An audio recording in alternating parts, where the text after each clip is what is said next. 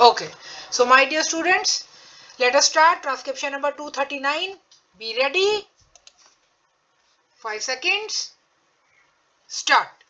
Sir, if I intervene at this stage of the debate, it is not for the purpose of saying much on the factors which led to devaluation, because that is a matter which has already been dealt with by the finance minister, but I would like to confine my remarks mainly to one aspect of the problem which has been emphasized by more speakers than one, and that is with regard to the effects of devaluation on production in India.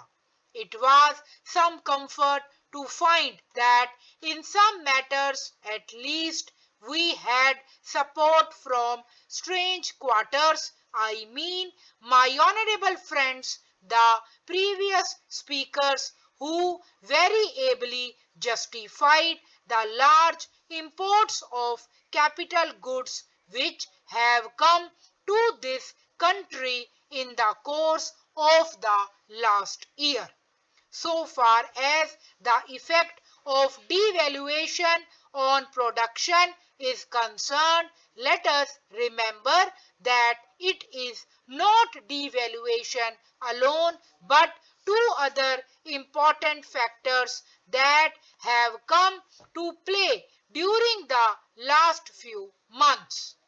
One is our decision to restrict imports, which was announced almost a few days before the announcement of devaluation, which had a resultant effect on the prices of commodities in India, especially on those commodities which were being imported in large bulks during the last 1 year. Secondly, the rise in the cost of the production of essential commodities in this country, for which reason unfortunately we have not been able to check the rise in the cost of living. Over and above these, devaluation has come. Now, sir, the question which has been asked by many speakers is what steps government proposes to take for the purpose of controlling rise in prices in India and for the purpose of increasing production. For after all, let us not forget that if we want to import less and export more, we will have to produce more in India. If we want to import less and at the same time serve the essential economic needs of the people, we will have to produce more in India.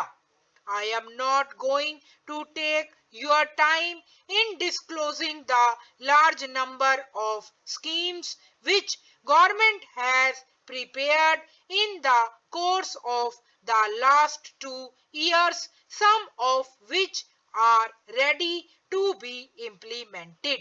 Now it will be a very serious matter not only for the government but for the house and the country as well if several schemes have to be postponed.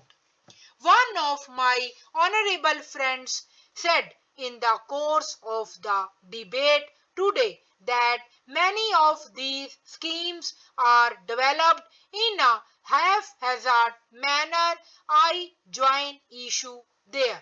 I have heard a lot about the need for greater coordination. I am aware that there is room for greater coordination not only amongst the different ministries but also between the center and the states, and if I may say so, between the government and the members of this house. And if I may add a little further, between the government and the people of this country. In fact, I feel more and more today that there is considerable cleavage between the government and the people because of lack of information on the part of the people of the steps which government has taken in the course of the last 2 years in spite of tremendous odds and difficulties. Here, if I may say, in all humility, is our responsibility which members of this house, particularly those belonging to the great Congress organization, have to take upon themselves. You have to go to the people and have got to inspire them to the needs of the situation and to explain to them what government has done so that you may get the largest possible response from the people. That gap has come into existence. Let us not throw bouquets at each other and say that government should do it and you should not. But the fact remains that the gap is there, and the question is how that gap can be filled up and people's enthusiasm can be fully aroused. So far as government's schemes are concerned, I might very briefly allude to one or two schemes so that the House will be able to realize that how their non-implementation may adversely affect the economic conditions of the country.